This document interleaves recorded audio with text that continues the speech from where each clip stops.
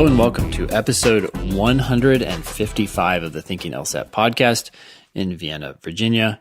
I'm Ben Olson, and with me is Nathan Fox in Los Angeles.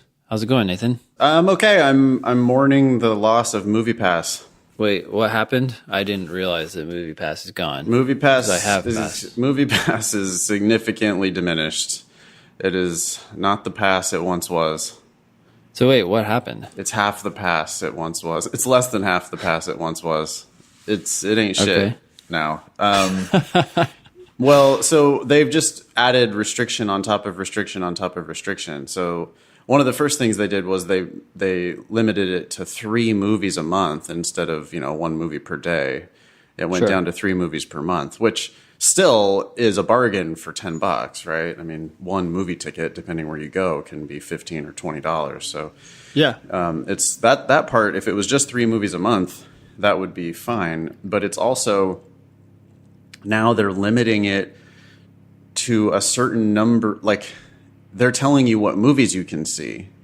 Yeah, and they're significantly limiting the new most popular movies and days and times and all sorts of restrictions. And so now when I log on to the app, there's like nothing at my 2 local theaters that I can see or that I want to see. So I haven't been able to use it once in the last couple weeks, and I'll keep it for another few weeks and see if I get any use of it at all. But if not, it's looking like I'm going to cancel it. I mean, it was too good to be true. Yeah. And I loved it for a while. Hopefully, I will continue to go to the movies a lot as a result of this, but I'm just going to have to buy tickets. Like, I went and saw Black Klansman the other night. That movie was fucking awesome. Highly recommended. Spike Lee film. Really, really great. But yeah, I had to buy a ticket for it. It was a shame. Yeah. That's interesting because I have it. And the last time I tried to use it, you're right. It was restricted in terms of times, and I just didn't use it. And I guess it's dead now. You know what else they did that really pisses me off is that I used to use it. So they added a restriction a couple months ago that you couldn't see the same movie twice. Which is a little annoying because, I mean, I want to take friends to movies and maybe I would go see the same movie twice. And, okay, fine, but I get it. Like, you don't want... people would just be geeking out seeing, like, Star Wars or Marvel or whatever, like, seeing it every day. And they're also worried, I think, about people sharing, right? Right, their past with their friends. Right. Okay, so I get it. That makes sense. I get it. I see what you're doing there. But they then... What they did at first was they would display that movie and showtime in the app, but it would be like grayed out. Yeah. And that was fine for me because it's like, oh yeah, I can't see that movie because I already saw that movie, but here's where it is and here's what time it is. So I get at least use the MoviePass app as a showtime list. Now they don't even display the movies that you can't see. They just don't even show up in the app. So now when I look at MoviePass to see what's at my local theater, it just says like there's nothing showing at your local theater. Yeah. Well, that's fucking worthless. Now I have to like okay, are you trying to drive me to use another, because now I have to like go check showtime somewhere else. Yeah. It's I don't know. We'll see. I mean, it seems like they've limited it so much that now it's just going to be too much of a hassle to make it even worth it. I don't know. Yeah. I mean, $10 a month. I don't know. I have a lot of things that are $10 a month that I never use at all. So shit. I don't know. Yeah. It's still pretty cheap. Like if you go once a month, then you've paid for it, but it's kind of like, is it worth it? And if you skip a month, now you're behind and all that. Well, and if it's just not even, if it's more hassles, I don't want it to. I want it to be easy, at least. I don't want it to be a pain in the ass. It's almost like they maybe should charge more and just make it super easy again. I mean, honestly, I would have paid, and maybe they need levels or something. MoviePass Supreme or something. Elite. MoviePass, yeah. If they had the MoviePass, Platinum, I would have paid... Boy, I mean, I loved it so much. I was going to so many movies all the time, and I was just really delighted by it. And I easily would have paid $50 a month for it. Yeah. I mean, maybe that's outrageous, and like it's not a thing that most people would buy. I do have an unusual life, right? Unusual schedule and stuff. So, Sure. but I would have paid $50 a month. I saw so many movies. And just seeing everything, and really loving the experience of going to the movies and seeing all these different crazy movies all the time. And yeah, I mean, it was for $10 a month. It was outrageously cheap. Mm-hmm. But no, instead they only have one thing, and it's like now it's feeling a little bit like bait and switch, right? Where it's like they put this thing up there and they get everybody subscribed to it, and then now they're hoping like, oh, just hopefully people will never unsubscribe. Yeah. Making it was like a scam kind of. Yeah. And now you have to call to cancel. Oh, do you? Yeah, probably. No, I'm just saying. No, you probably do. They should do that. You probably do. And it's probably like a major hassle to cancel. Of course, you could always just call your credit card and tell them to cancel it. Yeah. Anyway, what are we talking about on the show today? Yeah, well, we're going to talk about our joint project, the LSAT Demon. Oh, shit. We barely talked about that in the last episode, like halfway through the show. Yeah. Today we're going to actually talk about it at the top of the show. Yeah, we'll make that more of a priority. That's LSATdemon.com. Great. We'll also talk about our next joint live class on October 20th and 21st. That's a Saturday and a Sunday. I think right now we're leaning toward Chicago, but we'll talk about that a little bit more and where it might be. We also want to talk about Khan Academy's free online class and its weird incorrect or correct answer labels. We want to talk about someone's attempt to rebut the presumption to not go to law school or not pay for law school. And it's, what if I live with my parents? Okay, well, it's a nice attempt. We'll talk about that. A patron apparently wants to be like Ben and Nathan, but should they sell their soul to Kaplan? Okay. Short answer, no, probably. Con opinions and LRRC help. I'm not sure what that is about. Do you know what that's about? Con opinions? I do not know. We have Sarah, our VIP Supreme Gatekeeper, setting the agenda for us these days. So it's like a surprise. This is going to be great. Yeah, this is going to be good. Okay. Another thing is how to apply theory. So maybe a theory on how to apply. Another thing is an engineer who wants to go to law school. Oh, dear God.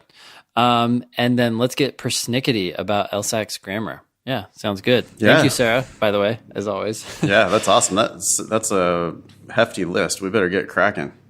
Sure, we better. Let's jump into the LSAT Demon. So the LSAT Demon is our joint online AI prep class. And I don't even know if class is the right term, but it's a tool that will help you prepare for the LSAT by watching you do practice problems and figuring out what your weaknesses are, tracking all sorts of things such as how long it takes you to do the questions, what questions you're doing, how hard they are, whether you get them right or wrong, and then over time figure out what kind of questions you need to practice, and it will serve those up for you. So it's a very simple interface, but that's because it's doing all the work in the back end. You can just start doing practice problems and stop stats-turbating. It has our explanations. Both of us have contributed to that, and you can get access to those by signing up for the class or the tool. It's $95 a month at LSATdemon.com. Nathan, do you want to add anything? That's the only place that you can get explanations from both me and Ben. It has written explanations and it has video explanations. It's going to continue to expand over time. You can try it for free right now. If you go to LSATdemon.com, you can be immediately doing LSAT questions for 7 days for free. And it's ridiculously cheap, Ben. Why is it $95 a month? It's not enough. That price has to go up. For now, it's $95 a month, and you would be really silly not to sign up for it. I just don't understand why people wouldn't. Yeah, and people have already signed up for it based on our failed attempt to promote it last episode. Good. And we've already gotten feedback as well. So, I mean, we had feedback before from some trial users, but The feedback continues to come in, both positive feedback and some really good suggestions that we are working on today and tomorrow and every day. Really, we work on it every day with David, and it's exciting to continue developing it. So if you do sign up, please reach out to one or both of us and tell us what you think so we can continue to improve it and make it useful for you and the best tool out there. Yep, absolutely. Yeah, cool. All right, so October 20th and 21st of this year, we're leaning towards going to Chicago for another live class. We have one coming up this weekend. It will have already passed by the time you hear this episode, but we're very excited to do that. That one is filling up in New York City. I think we should probably have a vote in the Facebook group. Does that sound good for what city to go to? Yeah, let's do it. Sure. By the time this episode goes up, there will be a poll live on the Thinking LSAT podcast group on Facebook, and you can vote for various cities. I'm leaning toward Chicago just because I love Chicago and would love to go to Chicago. Yeah. But we could put New York back on the list, and we could put some other places on the list. I don't know. Yeah, what has been thrown out there? I remember people talking about Vegas, San Diego, Atlanta, Austin, right? What else has been mentioned? Dallas, just places that are central and easy to fly to. Mm-hmm. And Miami? Yeah, I mean, that's not central or easy to fly to. Yeah. When we get to if we're going to do a class in February or March, it's going to need to be, for me, it's going to need to be somewhere warmer. I'm not going to Chicago in February. But if we're going to go in the fall or summer, spring, then it opens up some cold weather places. And then, so we'll take a vote and we'll put some ideas up there, and wherever sounds like we've got the most interest, that's where we'll go. Okay, cool. Quick update on the numbers. Well, before I jump into the numbers, if you have questions, you can always email us at help@thinkinglsat.com. Those emails are now going to Sarah, who's doing a wonderful job creating this agenda for us. And she will put your email on the agenda if that makes sense to do so. She will definitely respond either way. She's hyper organized too. I can't believe that spreadsheet she made with the pivot table and all that shit of all of our previous topics. So if you email help@thinkinglsat.com with a question that has already been exhaustively covered on the show, Sarah is going to refer you to which episode to go listen to get that information. And hopefully that's going to make the show more useful going forward. Yeah, that's awesome. Yeah. Right now we have 784 members in the Thinking LSAT podcast group on Facebook. Join the group if you have not done so already. There's a lot of good discussion on there. We now have 87 followers on Instagram. It's just Thinking LSAT. You can also check us out me at Innovator Ben and Nathan at Fox LSAT on Instagram. We have 33 patrons on Patreon, donating $155 every month. Thank you, as always. It's very helpful. We have 314 ratings and 84 reviews on iTunes. Apparently, we just got a 1-star. Will you tell us about this 1-star review? Yeah, a 1-star review that was just posted. The subject, very unprofessional, ! And then the review said, the language is obscene and completely unnecessary. So thank you very much for that feedback on our free podcast that we work so hard to produce. Hey, we're not for everybody, Ben. I'm definitely not for everybody. If you can't handle an F-bomb here or there, hey, we have the explicit tag for a reason. And it's you know what I love? Do people think that lawyers don't swear? I don't know. Yeah. Okay. Yeah. If an F-bomb here or there is going to scare you off, then you should just stop listening now. But no, we do appreciate all of our feedback that we get. And you go to iTunes, you can leave us a rating and a review. And if you hate us too, I don't know why you're listening, but sure, go vent on iTunes. Why not? Yep. Hook us up with your pre-law society by emailing Cassidy at podcast@thinkinglsat.com. Again, that's podcast@thinkinglsat.com. I know several people have already reached out to her and given her information about their pre-law society. By connecting your pre-law society with us, we can connect them with good advice on the LSAT. We also just started a LinkedIn group, or a group on LinkedIn. It's called the Thinking LSAT Podcast. We would like someone to volunteer and be a moderator for that. Annalisa has started the group, but she's moderating the Facebook group, and it would be nice if we could have someone who's dedicated and active on LinkedIn to take that over. So if you're interested, email help@thinkinglsat.com, and we'll get you the moderator position on that, or just connect on LinkedIn, I guess. On Twitter, we're at Thinking LSAT. Nathan is at nfox, and I'm at Olson Benjamin. You can also learn more about what we do at strategyprep.com or foxlsat.com. We have live classes in DC, LA, and San Francisco, and all sorts of online and one-on-one help. All right. We're going to have to tighten that up. We got too many things going on. Yeah, yep. We got too many social medias. I mean, of those, I basically use Twitter and sometimes Facebook, but that's about it.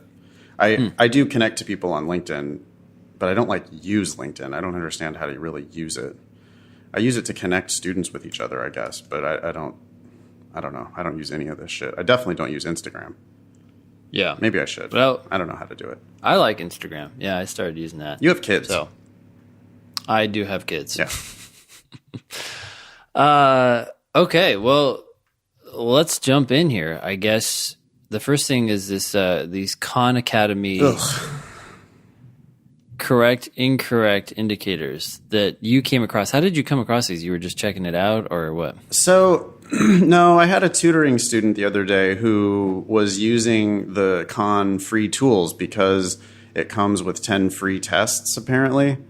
And so she was reviewing her practice tests on Khan, and she was like struggling to learn from her review, even though Khan has these explanations. You know, they're not great explanations, but Khan has these explanations right there next to the wrong answers and next to the right answers. And so I'm looking over her shoulder, trying to help her understand some of these questions that she was struggling to understand. And I see a big glaring next to the question that she's looking at. I see, like next to an answer choice, a big ass orange, all caps, incorrect. And then in parentheses, selected. Yeah. And then it gives the explanation, it gives the answer choice and then the explanation of why it's incorrect. But, and then you scroll down and it's got also incorrect next to the other answer choices that she didn't pick. And then it's got in a bright green, all caps, correct, next to the answer choice that the right answer, the one that she didn't pick. But this is the exact opposite of how we recommend people review. Yeah. Because your eye naturally just goes to that bright orange incorrect. And then it's like, oh, well, I don't need to consider this answer anymore because I know it's wrong. So let me just ignore that. And your eye goes right to that bright green correct. And then you just immediately start like rationalizing to yourself that you understand why the correct answer is correct because it's right in your face with this big flashing, not flashing, but this big bright green correct message. I hate it. Yeah. I hate it. I don't know. Like, these are supposed to be professional educators that made this tool. And that just seems like the exact opposite of how we always recommend people review their practice tests. Yeah. I was just meeting with someone yesterday for one-on-one tutoring, and we were going over questions that he had trouble with, and he had not indicated which one was right or even which one he had chosen. These were LR questions, and it was very refreshing because it's like, all right, well, what do you think now, given what you just read?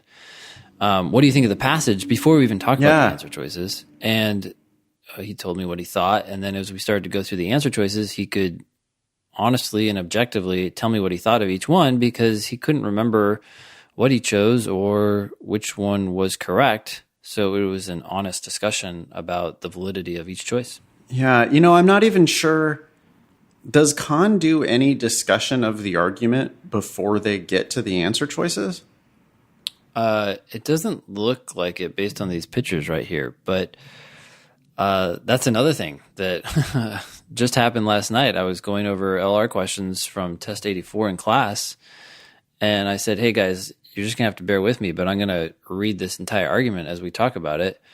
And do you know why I'm about to read it all? And they're like, because you want us to hear your voice? I'm like, wow.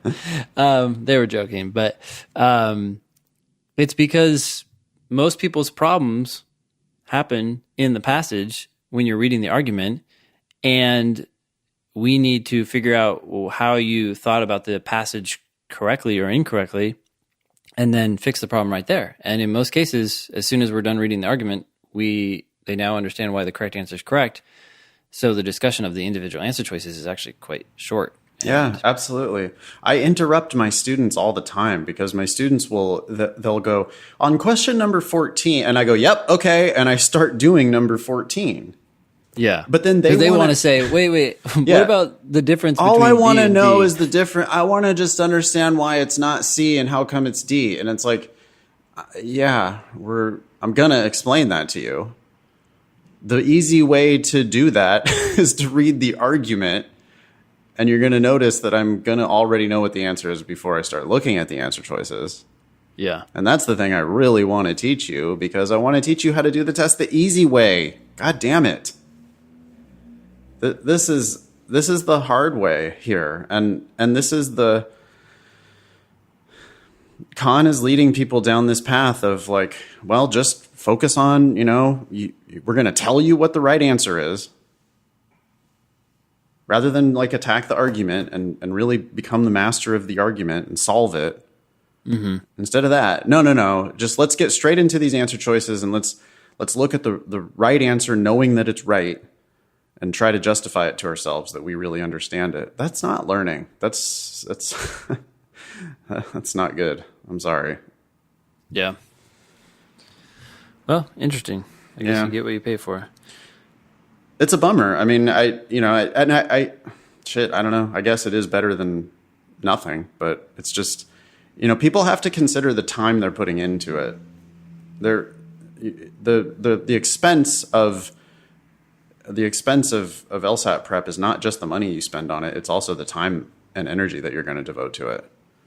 Mm-hmm. And so people, saying, "Oh, well, I'm just going to use Khan first, and because it's free, and then I'll do a paid class." And it's like, well, hold on a second though, because you're putting so much of your time and energy and effort and patience into this thing, and why would you be studying with like inferior methods if you could afford to do something better? I would highly recommend that you do, because your time is valuable.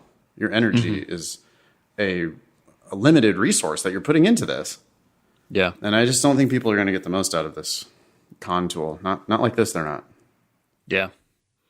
By the way, I was just listening to, speaking of time, some professor was talking to college students and was saying, hey, look, when you think about how you spend your time, you should probably estimate that your time is worth $50 an hour.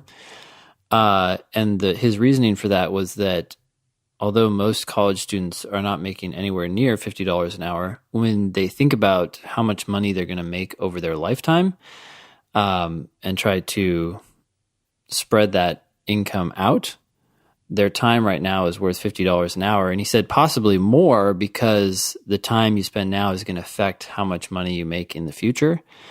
And so, anyways, his point was that a lot of times college students, and I know our listeners aren't just college students, but young professionals and college students will waste a lot of time. But if they thought about their time as being worth $50 an hour, how would they spend that time? And also, what would they spend money on? Sometimes we try to save a buck, but it might not make sense to do that when you consider the value of your time.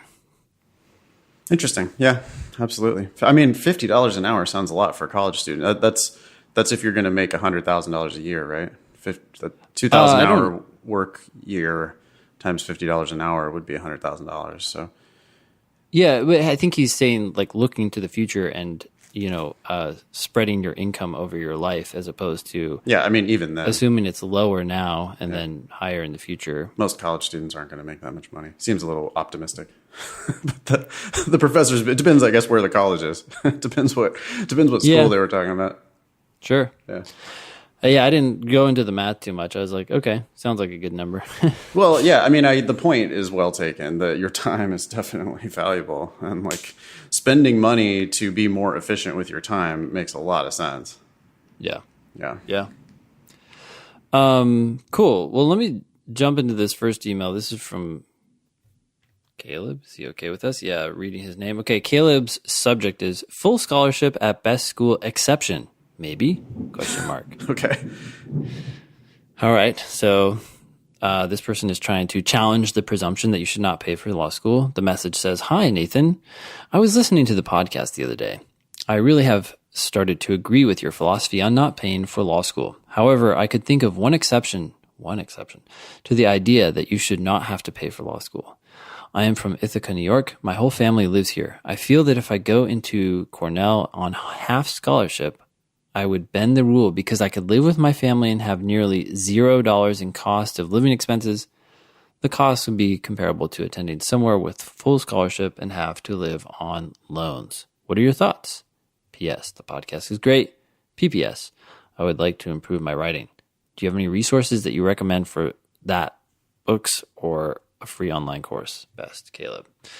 Okay, what do you think? Does this exception make sense? Well, you do have to think about the total cost of attendance, not just the tuition.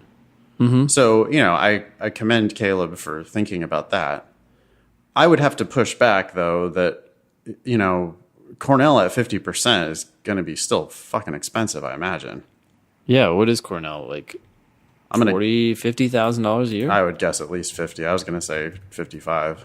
I was trying to give him the benefit of the doubt here. Yeah. Because that's still half is still $25,000. It's got to be.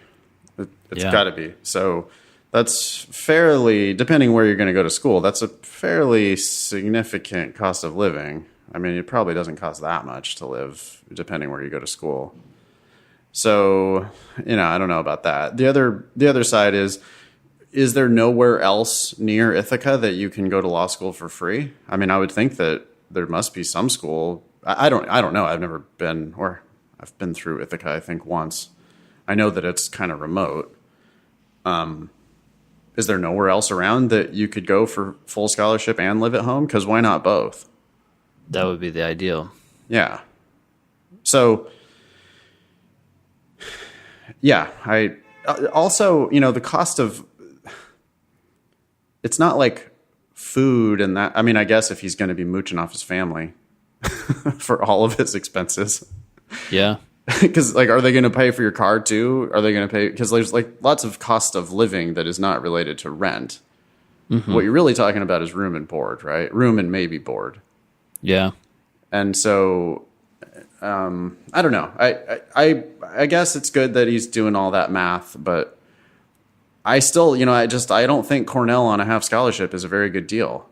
Yeah, it really comes down to how much his family is willing to pay. And if they're willing to pay a lot, maybe he is getting close to 25 grand. And in that case, it's a wash. You just have to run the numbers and figure it out and then look to make sure there's no other alternatives like you're saying. Yeah.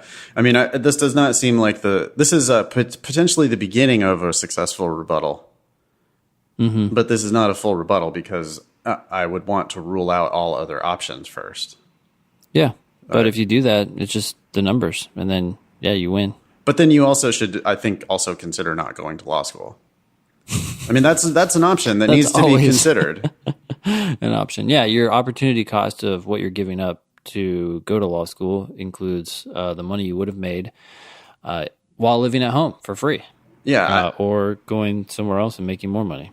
Yeah. And doing something interesting and productive with your life. Yeah, you're going to be paying Cornell, even if you go to Cornell on half scholarship, you're still going to be paying them almost $100,000. And that's money that that's real dollars. I mean, those are going to come out of your future pocket.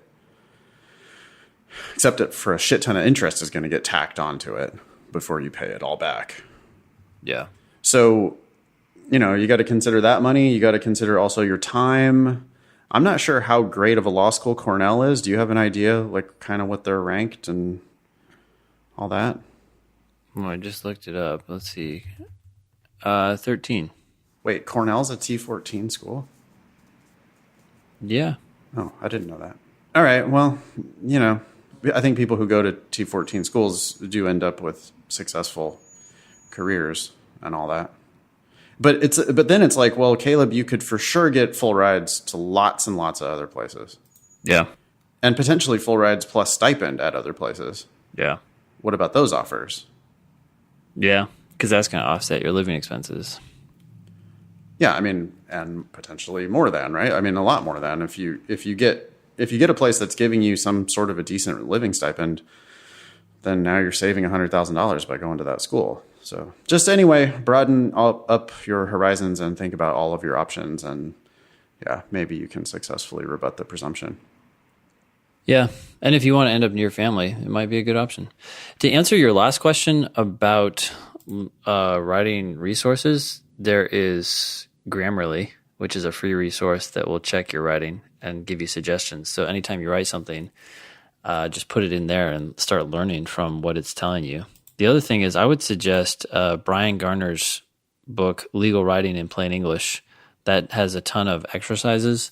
And so he basically gives you sentences that you have to rewrite, and then you take a look at his revision and you start to learn how to rewrite sentences in ways that are clearer and shorter.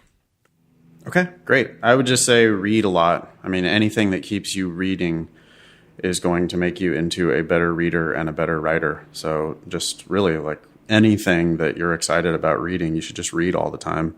Cancel your Netflix subscription and read more books. Great. Next one? Yeah, go for it. Dear Ben and Nathan, first off, if you read this on the air, please call me by a pseudonym like Jack or something. Thank you both for the effort and time you have put into the podcast. I'm your newest subscriber on Patreon. Oh, thanks a lot. I've been a regular listener since this February, and so far I have made it from episode 1 to episode 90. Oh, okay. Since beginning my LSAT You'll hear studies... this in like a couple weeks, I guess. Yeah, well, I don't know. You've got 60 more episodes to catch up to this. So yeah. Could be, happy Merry Christmas, Jack, or something. Since beginning my LSAT studies in February, the podcast Manhattan Preps textbooks, the Fox LSAT Logical Reasoning Encyclopedia, and Ben's videos on strategyprep.com helped me get from a diagnostic in the 150s to a score consistently in the 170s. I recorded a new personal record the other day, 177, which admittedly is on the lucky end of my range, but I'm happy with my progress. My first test is in September, and I'll keep testing until I get a score I am happy with. Okay. That all sounds good. Yeah. I would say one thing.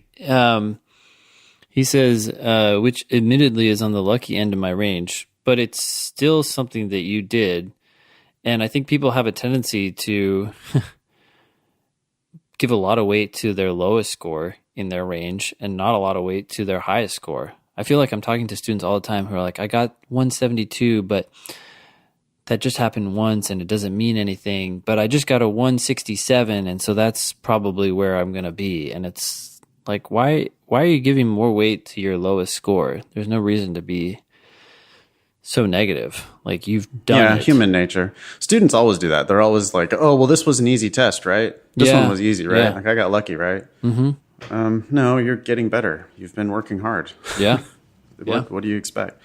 This is a long-ass email. I'm surprised this made it through the VIP. Yeah. Let me preface my question. Oh, God. Hey, don't preface your questions. Just ask your questions. Yep. Some background information. I've always had serious thoughts about teaching. As a high schooler, I helped tutor students. Blah, blah, blah, blah, blah. I've been making $9.50 an hour working at a fast casual restaurant since graduation. And every day I listened to your podcast at work was another day that convinced me I should work hard on the LSAT so I could become a teacher and leave fast food behind. I have finally PT'd well enough that I can probably put a 170 plus on record, and I have my fingers crossed that September or November will be good enough to qualify me for a position at PowerScore, Testmasters, Blueprint, or Strategy Prep. Okay. Ben, you're being mentioned alongside some mediocre test prep companies. Okay. It's all right. Here's my dilemma. I was just offered an LSAT teaching position at Kaplan. I took a practice test. This is hilarious. They really do good. this. Yeah. They did this for me. They did this when I first went to Kaplan. This is exactly what happened to me. I took a practice test for Kaplan a few weeks ago, did well, and threw my hat in the ring for a job. They seem like more of a marketing company than a teaching company. And a few things annoyed me during their interview. Like they couldn't stop bragging about how amazing their curriculum is because they almost exclusively use the Socratic method. Such a load of horse shit. Okay. I don't know why you say that, but anyway. Still, Kaplan offers me an easy way to break into the market. I need no official score to work for them. That is just so crazy. And I'm guessing their application process wasn't nearly as competitive either. I thought this was a good deal. I could work with Kaplan for 6 months, live at home and save up money, establish some legitimacy as an LSAT teacher, and apply to the good companies once I get a good official score. Unfortunately, I'm not sure this is a good plan anymore. I knew that Kaplan would probably have restrictions and non-competes in their employment contract, but what I'm reading now is awful. The non-compete lasts for a full year, and I think they're claiming that it covers any areas in which Kaplan does business. I'm not a lawyer, so I can't tell how I'm supposed to interpret the geography clause. Guess what? Even if you were a lawyer, you would have to go get a lawyer in order to give you a real opinion on this. That's what I learned during my 1L year of law school, by the way, when I was evaluating my own employment contract. No one knows shit. No one knows anything except for professionals who practice in this field. So just don't even bother reading it. Yep. Their contract also stipulates that any intellectual property which I create during my employment that is at all related to business of the company will be owned by the company. Yeah. How much intellectual property are Kaplan teachers creating for their company? I know. I now face a classic dilemma. Is a bird in the hand worth two in the bush? Working for any prep company would probably require that I sacrifice certain rights. Oh my God, this is annoying me. The prospect of making $21 an hour, even if it's only for 10 to 15 hours a week, is tempting when I'm not even making $10. Get a better job, first of all. What are you doing working for $9.50 an hour? Quit that job and get a better job. Just whatever. It's not Kaplan versus Taco Bell. There's other things, I would think. Yeah. You seem like a smart guy. Seems like you would have other options. I don't know. Maybe I made $15 as an intern when I was in college. Yep. So, and that was in 1997 that I got that job. That's so funny you say that. That's exactly what I made. How weird. $15 an hour? Yeah, 15. I remember that. My first job in college.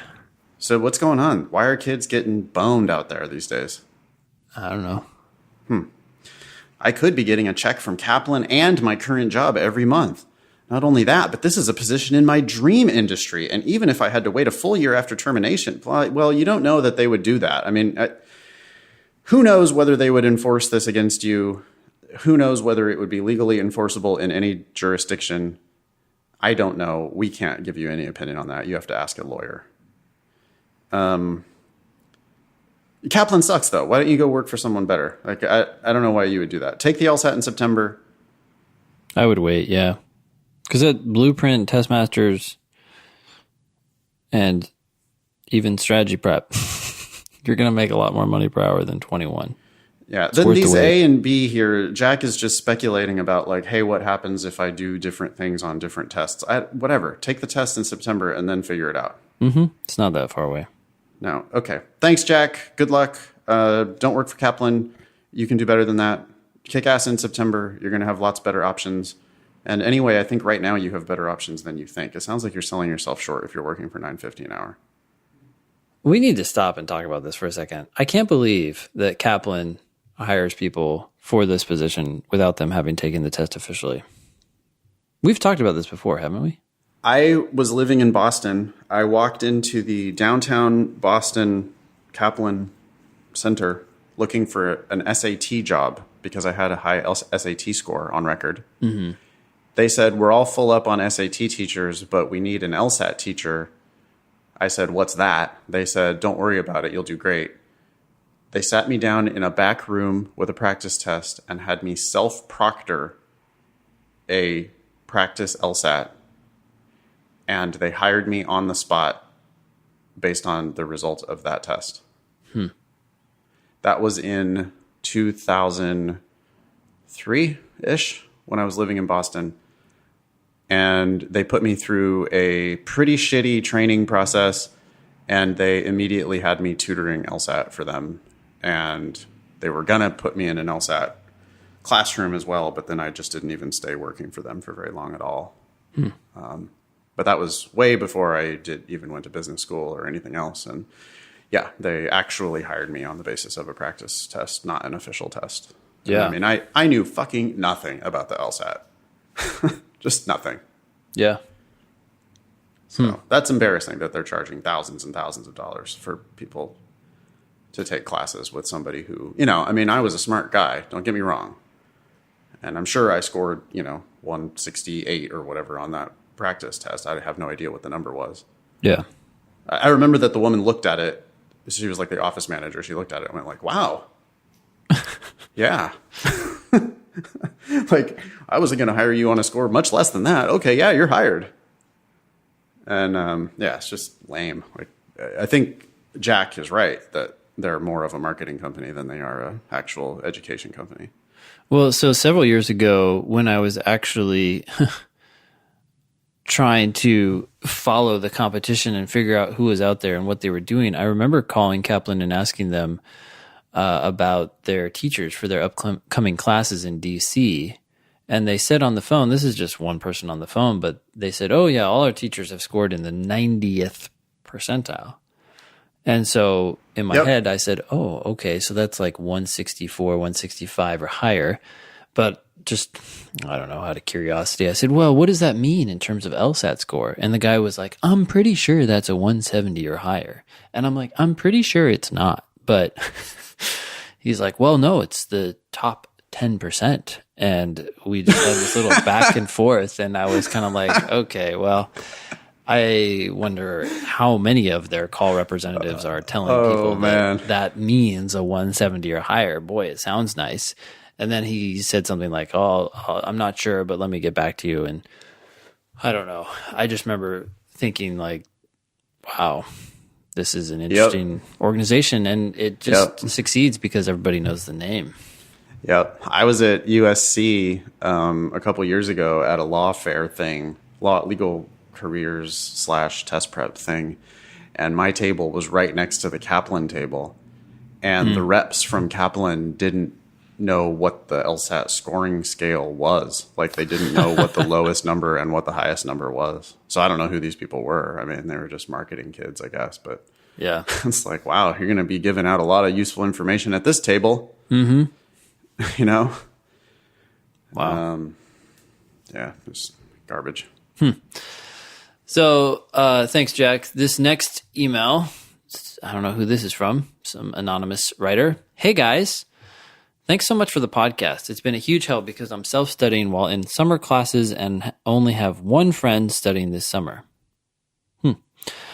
I'm testing out the Khan Academy LSAT-prep, which seems like a great resource for people with tight budgets, and I'm buying volume 6 of the official LSAT test books. Have y'all looked into the Khan LSAT-prep? Do you have any opinions about it? Yep, we just shared them at the beginning of the show. Also, my cold diagnostic was a 160. Wow, good job. I pretty much get everything right in games. I actually find this section to be fun, and I am now solid on reading comp and LR, but always struggle with the more difficult questions. Do you have any advice on improving my skills in these sections? I've been focusing on tougher sections and at least one full-timed test a week, sometimes split up. P.S. I was diagnosed with a learning disability 3/4 of the way through college, so my GPA sucks. But it was great to listen to the podcast about people with learning disabilities. I'd love if you guys could talk about this topic more because it's nice to hear study strategies from people who have brains like mine. Okay. Wow, this question is kind of general. Do you have any advice on improving my skills in these sections? Just do more sections, work on your mistakes. We talk about that all the time. Yeah. This sounds like it's looking for tips. We don't give tips. When people do ask this sort of thing, or they say they've been stuck for a while in LR or reading comp, oftentimes I'm like, maybe you just need to take one of our classes, because what you really need is to dive into the question types and logical reasoning and start to learn about them. And we can't do that right here. Let's start talking about all of them. But the general advice that we always give is read the passage, make sure you understand it, and get your mind totally wrapped around it before you go into the answer choices. And once you read the question, predict some sort of loose answer so that you have some idea of what they're asking for, and you're much more likely to see the correct answer, even if that's not what you exactly predicted, because the prediction will force you to think more carefully about the argument. Other than that, maybe you need to take a class, or at least one of our free classes, and start to learn a little bit more about each of the types so that you can improve on those remaining questions that you're still struggling with. Yep. We don't know which ones you're missing, so it's hard to give just advice on improving your skills generally. I mean, the general tip is do sections, review your mistakes thoroughly, and yeah, if you're not paying attention to question types at all, you're making a big mistake because they are asking you different questions. I'm also not sure what to say about the learning disability since we don't know what kind of learning disability it is, but the advice is the same. Read and understand, keep reviewing. Yeah, I have no training or expertise in working with people with learning disabilities. That's not my jam. I do definitely recommend you apply for accommodations. I mean, I hope you're getting your extra time, 53 minutes per section or 70 minutes per section. You need to make a request. You need to sign up for the LSAT. You need to make a request for accommodations, and you'll be getting extra time. Once you find out what your accommodations are, you should start practicing with the accommodated timing.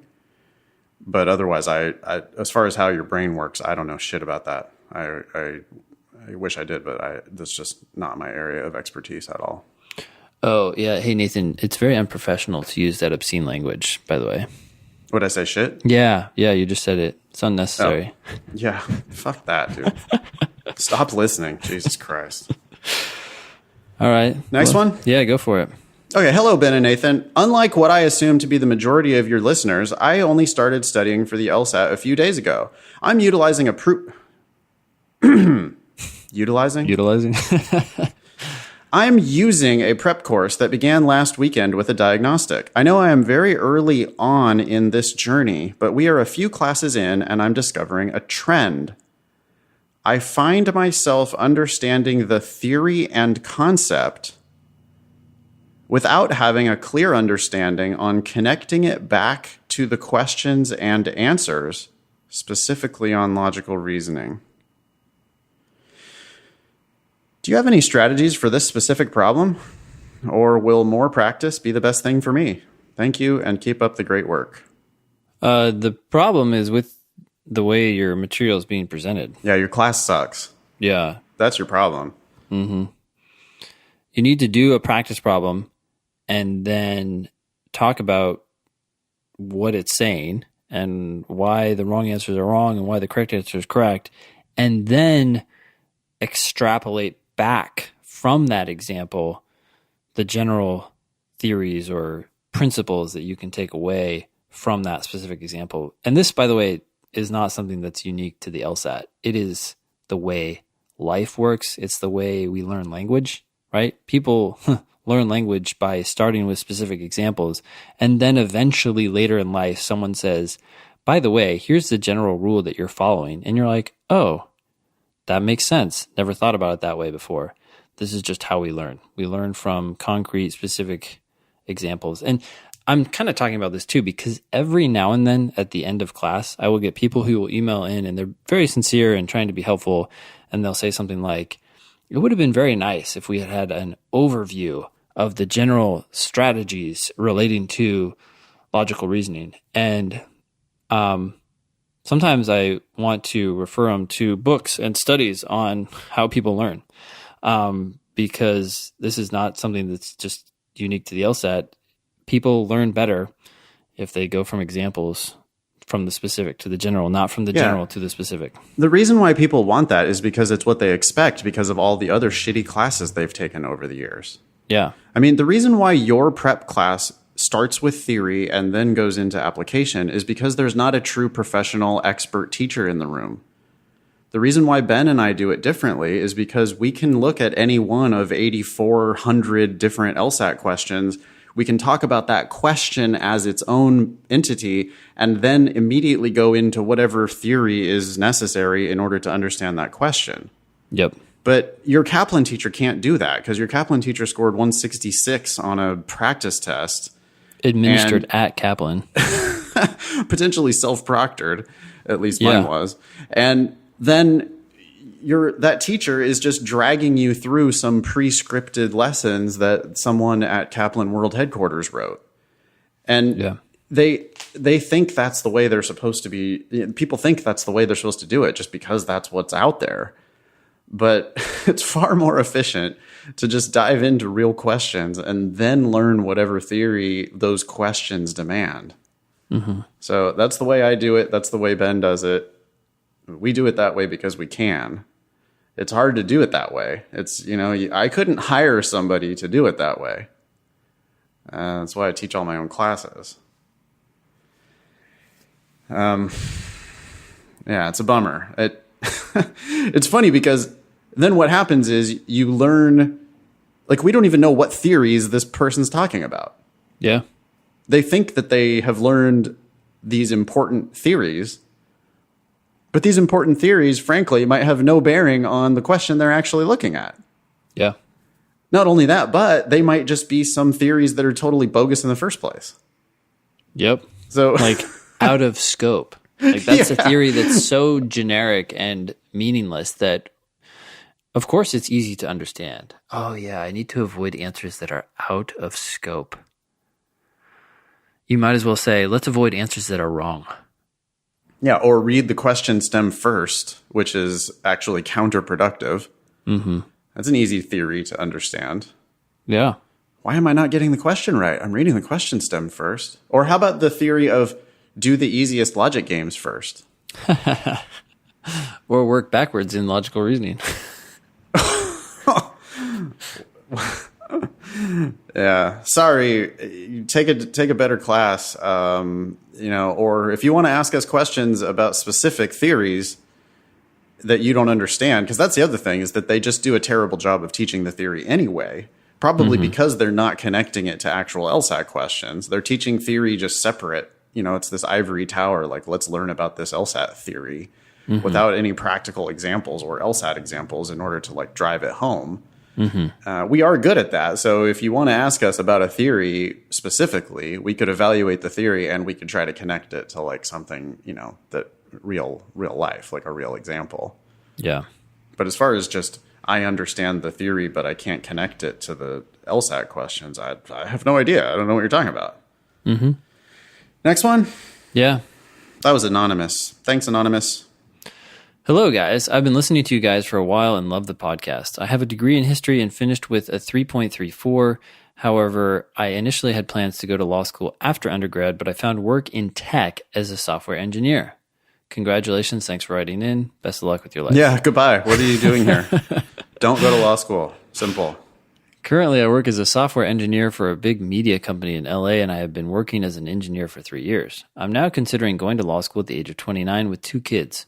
What advice do you guys have for someone in my position looking to go to law school with my situation? Don't. How can I leverage my career in tech to get a job in law? Don't. He continues. I am also looking to stay in the LA area for school. Is there any advice on what schools I should strongly consider given my situation? I don't think the fact that you have kids is going to make any difference between law schools. One thing to keep in mind about law schools, everyone, is that all law schools are the same, except for some are shitty and some are respectable. That's it. Because the ABA requirements basically dictate what law schools have to offer to their students. So I don't see any difference between law schools except for do they offer part-time programs or not, and are they horrible or do they at least have some standing in the world? That's it. Yeah, the fact that you're a software engineer, that's such a more promising career. You could do anything with that. That's the whole future of the world. I don't get it. Yeah. I mean, my overwhelming advice here would be don't go to law school. I can't imagine what you're thinking about. What do you do? What type of practice? What are you doing? Why are you doing this to yourself? Why are you doing this to your family? Yeah. And let's listen to these other emails. Apparently there's a second email and then a third. The second email says, I was also working on a second degree in software engineering and currently hold a 4.0 after taking 2 classes. Okay. That's irrelevant because they're not going to, all they care about is your first bachelor's GPA. So you're going to be a 3.34 when you apply to law school. So that's just, who cares about that? Well, it's irrelevant to applying to law school, but it's relevant in considering whether you should go to law school. Apparently you're good enough at this to get a 4.0 in your second degree. Yeah. So. Smart fucking dude and successful in this field. Mm-hmm. So probably could be successful in law too. I just don't know why you would go into a less promising career. I don't get it. Yep. Third email. I'm also former military. I was in the Navy for 4 years. Okay. And that indicates that you have discipline. Military folks just tend to be harder workers than everyone else in the world. So I get that. That's great. But you could just, why don't you just go get rich doing software and do interesting? Boy, you could work for literally anybody doing software. Mm-hmm. You could work on literally any project doing software. I don't understand why you think you want to be a lawyer. You're good at technical things. You can get paid so much for doing technical things that other people don't have skill in. Mm-hmm. You have a 3.34 in history. You're going to be competing with people who got a 4.0 in history. Yep. It seems like you're better suited to software than you are to law stuff, verbal stuff. This seems like a bad plan. I mean, as far as what schools, if you're going to do this, just absolutely don't pay any tuition for school. Mm-hmm. But yeah, this just seems like run away from law school. I don't get it. Yeah. For the sake of your children. Yeah. It's a joke, but it's also serious. I mean, I don't know. Yeah. Next one. Yep. Hi, Ben and Nathan. Here's a grammar rant. If you read this on the show, call me Persnickety. This won't be helpful because this isn't a grammar podcast, but I know how you hate improper use of semicolons. I was reading through the directions on the LR section, and I feel like either I may be being Persnickety, but I think LSAC needs to have their semicolon privilege revoked. All right, you didn't use either correctly there, but... Yeah. I mean, obviously that's a typo or editing mistake or something, but it's a grammar email with bad grammar. Okay. The sentence in question, quote, however, you are to choose the best answer, semicolon. That is, the response that most accurately and completely answers the question. End quote. It is debatable whether or not the part after the semicolon is actually a complete sentence that can stand alone. The response that most accurately and completely answers the question is all the subject and therefore cannot be the predicate. So where is the predicate? Is? That's just what they want you to think. But, quote, that is, followed by a comma, is a transition and is not part of the clause following it. Is isn't serving as a verb there, and more importantly, is not serving as a predicate. The fact that that is contains a verb is not sufficient evidence to say that it is the predicate. We have other transitions, such as notwithstanding and that being said, that despite containing a verb, do not act as a sentence's predicate. I can't read the rest of this. Yeah. I would just say the semicolon usage is wrong. It's not a complete sentence. Yeah, you're right. I think that's a bad semicolon. I agree. Anyways, I'll stop procrastinating. Thanks for the podcast, Persnickety. Cool. Next one, it's you. Hi, Nathan and Ben. I hope y'all are doing well. My name is Elizabeth, and I've been listening to the podcast for about a year now. Thank you so much for all the LSAT and admissions advice. What would I do without your tips and tricks on test day? Just kidding. Oh, good. Anyways, I have never written in before, but as I'm de-stressing before the July test, I thought I'd send in a small sample of the lovely advice and well wishes that I have gotten from law schools. It would be funny and informative for some of the listeners if you could evaluate their advice as you did on the Plan, Don't Cram episode before the February test. MSU offered last-minute do's and don'ts that I copied and pasted below. How many are turds? Is there a pearl? Or maybe is at all just white bread wisdom? TM. A specific brand of wisdom that is common, probably does the job, but is not as valuable as your pearls. Okay. Trademarked a phrase there. Let's go through these. Advice number 1, maximize your LSAT score. That's a great tip. Yeah, okay. You've done practice tests developed by a test-taking strategy, built up your endurance, and practiced the logic games. What else can you do to prepare before the big day arrives? ? We pulled MSU law students who scored 160 plus, and they offered some last-minute success strategies for you. This sounds like Kaplan's strategy. We've pulled together... Yeah, I mean, we should be clear about this. 160 is not a good LSAT score. Like, the fact that somebody scored a 160 does not mean that they have any business talking about the LSAT at all. Yeah. That's, like, you can score 160, like, you could just be really smart and have really bad strategies and score a 161. Mm-hmm. You could be that same person and with no strategies at all potentially score higher than your 161 that you think is a great score because you applied your like stupid strategies. Yeah. So these people who scored 160 plus, I mean they if that said 170 plus, then maybe we could be talking. But even then, people who score in the 170s don't necessarily know why or what advice to pass on to others. Yeah. Yeah. Last minute success strategies. Great. Boy, I can't wait to hear these. These are going to be awesome. Did I ever tell you about the guy I interviewed who got a 180? No. So I was interviewing this guy who got a 180, and this was a long time ago. This was like 8 years ago. And I remember saying, okay, well, can you do this LR question? He did it. He got it right. And I said, well, can you tell me why answer choice D is correct? It has to do with that nearsighted. Remember that nearsighted question about the kids whose nearsightedness goes away with age? Yeah. Mm-hmm. And he chose the right answer, and he goes, I said, okay, well, why is that correct? Like, if I got this wrong, how would you explain this to me? And he goes, well, the answer just speaks to me. And that's true. That's true. I'm glad to hear that, and that's probably why you got a 180. But can you help me out here? And he says, well, it just makes sense. This is definitely the right answer. And I was just like, well, it's really nice talking to you. Talk to you later. In any case, here are some of the pieces of advice. Do. Advice number 1, anticipate test conditions. Thumbs up. That's what it has. It has a thumbs up icon here.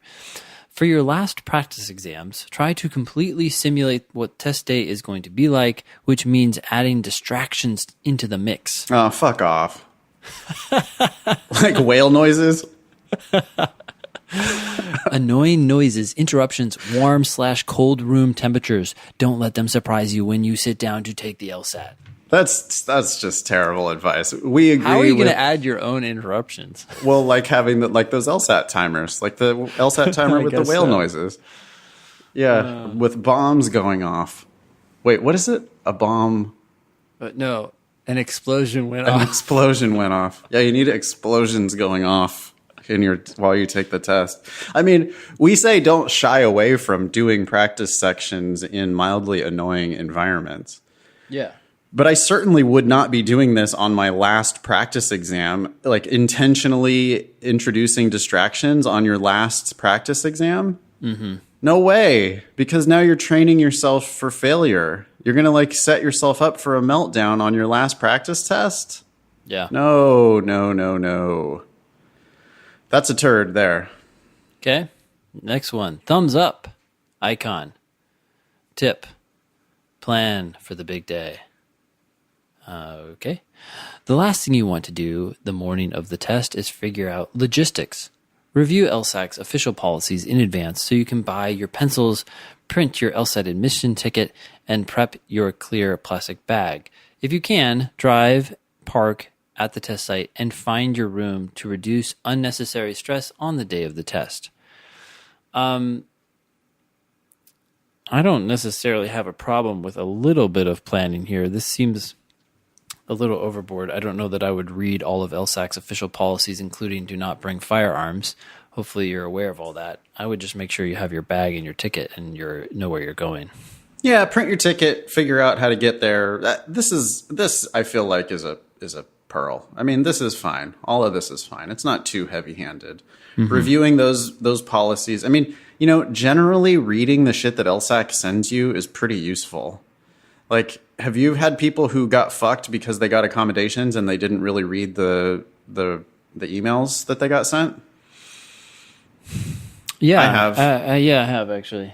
Yeah, I'm just thinking about all the legal mumbo jumbo. Yeah. You don't right, but just make sure that you at least skim stuff that they send you. You know, pay attention to the stuff they're telling you. You do need to know things like I'm not allowed to bring any electronics with me to the test. And if you didn't read the rules, you might get fucked on that. Mm-hmm. So, you know, I had a student recently who got busted for leaving the test center at the break. Yeah. If that's a rule, you want to make sure you know that's a rule. And so, yeah, I mean, definitely print the admission ticket. Definitely get your pencils, clear plastic bag, whatever. Figure out the directions, parking, all that stuff. I think that's we can give them credit for a good tip on that. Next tip, thumbs up. Focus on what you do well. It's critical to maximize your score in your strengths since that's where you should gain points. Don't neglect those questions in order to spend more time on your weaker areas. You should also feel comfortable skipping a question that you're unsure of. Time is valuable, and you can come back to it once you've answered questions that you're more confident in. I don't necessarily have a problem with the idea that you should neglect questions. It says don't neglect those questions in order to spend more time on your weaker areas. Yeah, you should spend time on the easier questions up front. Don't rush through them. But this idea of skipping questions and coming back to them is confusing because in most cases, if you cannot do a question, you're also not going to be coming back to it because you're not going to be finishing. Right. And if you skip 5 questions, you're guaranteed doing harder questions near the end of the section. Any 5 that you skip, you're going to end up doing ones that are harder. Yeah. Like if you skip 1, okay, fine. Mm-hmm. Although even that I don't really love. Mm-hmm. I just think you should be moving forward through the test, not backward. Yeah. And yeah, it's a really bad plan to scan the section and try to do the ones that you feel more comfortable on. I mean, that's guaranteed you're going to be doing harder questions. Yeah. So this feels like a bit of a turd. Next one. Now, this is a list of things that you should not do. Don't stay up late studying the night before the test. Yeah. Don't stay up late studying the night before the test. I agree with that. Maximizing your physical and mental readiness means maximizing your score. Cramming the night before is probably not going to actually help you out much. Yeah, I don't think it's going to help you at all. Given that the LSAT is a long test, it's more important for you to be sharp through the whole thing. One thing, though, to be aware here is that if you if you end up staying up late the night before, it's not going to be a huge deal. Obviously, it would be nice to get a good night's sleep, but you don't need to stress yourself out because you weren't able to. So although you shouldn't stay up late studying the night before, if you end up staying up late, don't worry about it. Don't do what NyQuil Mike did, which is have a panic attack and then start chugging NyQuil at 3 a.m. in order to force yourself to go to sleep. I mean, if you can't sleep because you're nervous or whatever, just turn the lights off, put your phone away, chill out in the dark, even if it means that you're going to just be kind of resting there quietly for a few hours. That's fine. It's not the end of the world if you can't sleep the night before the test. Obviously, this tip, to the extent that it means don't study the night before the test, that's great. Yeah. Like, why would you study the night before the test? Not only is it going to not actually help you out much, it's going to probably hurt you studying the night before the test. Yeah. Ben, you like to say the hay is in the barn. And the hay is in the barn. The hay is in the barn. So at that point, the day before the test, you could take the whole day off. You don't need to be doing any prep the day before the test. Yeah, and if you're having trouble sleeping the night before because you're thinking about the test or whatever it is that's keeping you up, I don't actually have a problem with you turning on Netflix. I know that screens and bright lights and so forth is going to keep you awake longer, but I really don't have a problem with you watching a movie or something like that that will take your mind off of whatever's stressing you out, most likely the test, and actually make it more likely for you to fall asleep at some point. Like, you're watching that show, and because you're not thinking about the test or sleeping or all these other things, at some time you're going to start to feel sleepy. And then it's like, okay, just turn off the show and then go to bed. You should try to go to bed when you feel sleepy, not force yourself to happen or to feel sleepy prematurely. Well, you should be treating the next day as just another practice test. Mm-hmm. So what would you do if tomorrow was just another practice test? Like, would you drink a beer and watch a movie? Okay, then drink a beer and watch a movie. Who fucking cares? Like, don't drink 10 beers. Like, and don't, I mean, just keep it civilized, obviously, but you don't making it like, oh, I have to perfectly engineer the last 72 hours leading up to the test. That's a mistake too, right? You're like over planning your relaxation. Yeah. So just, take some deep breaths, just try to calm down. There's always another test after this one. But yeah, staying up late studying, that would definitely be a mistake. Okay. Next one. Do not panic under pressure. Sounds like an invitation to panic. Even if a section seems particularly challenging, your general test-taking strategies are still in play. Keep a cool head and you'll answer more questions with more accuracy than you would if you let nerves take hold. That's true. I mean, at any time you feel like you're panicking, just take a deep breath, look around the room. I noticed more people were doing that last night in class. I was very proud of them. I said, okay, we're doing a 35-minute section, go. And several people kept their head up, looked around, and then turned the page to go into the section as opposed to just jumping in and doing it all right away. So, yeah. Yeah. This tip is fine. Don't panic, obviously. Panic doesn't help anything. If something seems weird and hard, it's probably weird and hard for everyone.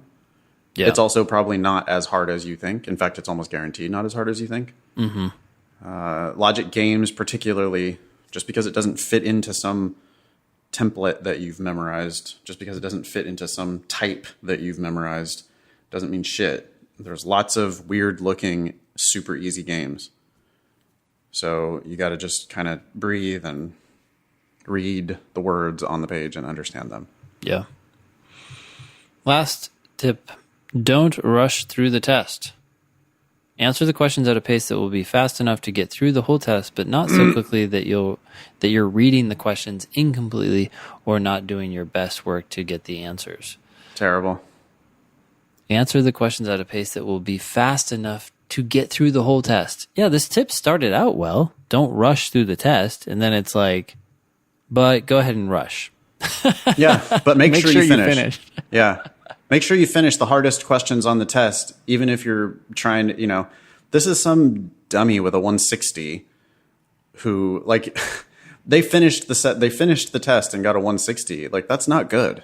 Mm-hmm. You could have got a 165 if you wouldn't have finished the test. Yeah. So we got an email recently from someone who was scoring 174 without finishing any of the sections. Yeah. So yeah, this advice should be don't rush through the test. Period. Yeah. Or answer the questions at your own pace. Mm-hmm. Read carefully. Understand. Make the test easy for yourself. The questions are easy. They should feel easy. If they're not feeling easy, you need to read it again. And you need to make it easy by paying enough attention that you realize how easy it actually is. That's what it should say. Yeah. Okay. Well, those were some half pearls, half turds. Yeah. From MSU law students. Okay.